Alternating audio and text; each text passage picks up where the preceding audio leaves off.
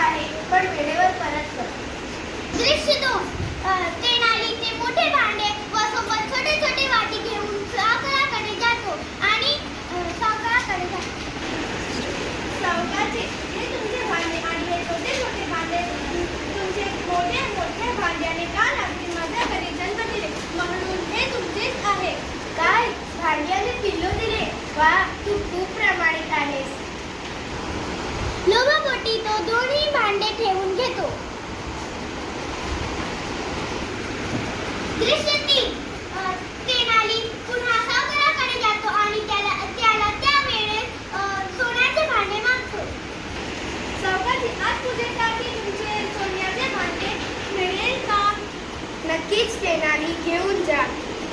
मनात विचार करते, या वेळेस मोठे भांडे दिले तर कदाचित हे पुन्हा पिल्लू देईल.